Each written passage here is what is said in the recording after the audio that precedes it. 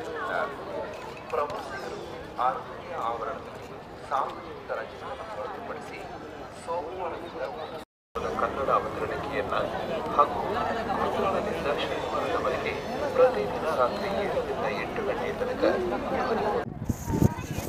Hello hi ಸ್ನೇಹಿತರೆ, ಈಗ ನಾವು 4:45 ತಲಕಾಡು ಬಿಟ್ವಿ. 5:45ಗೆ ಬಂದು ಮೈಸೂರು ತಲುಪಿದ್ವಿ.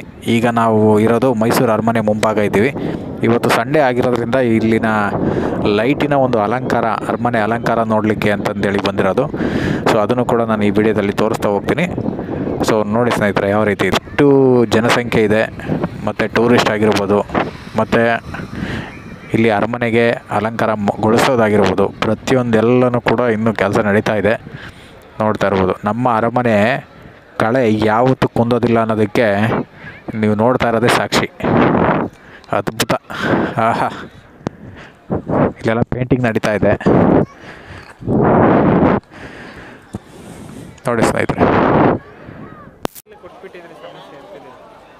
ಒಳಗೆ ಹೋಗ್ಬೇಕಾರೆ ಕೂಡ ಬರ್ಸೊಂದು ಇಟ್ಕೊಂಡು ಹೋಗೋಣ.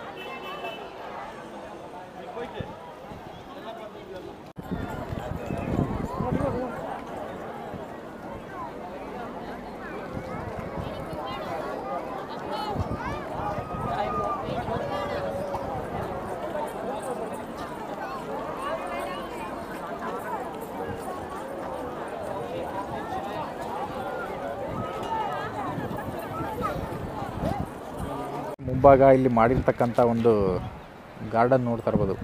ಹೂವಿನ ತೋಟ ಮಾಡಿದರೆ ಫಲಪುಷ್ಪ ಪ್ರದರ್ಶನ ಅಂತ ಏನು ಹೇಳ್ತಾರೆ ನೋಡಿ ಸ್ನೇಹಿತರೆ, ಎಷ್ಟು ಅದ್ಭುತವಾಗಿದೆ ಅಂತ ನೋಡಿ. ಬಾಳೆ ಗಿಡ, ಚೆಂಡು ಗಿಡ,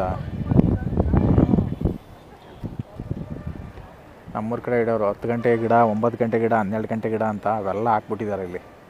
ತುಂಬ ಚೆನ್ನಾಗಿದೆ. ದಸರಾ ಸೀಸನಲ್ಲಿ ಬರೋದಕ್ಕಂತೂ ಅದ್ಭುತ.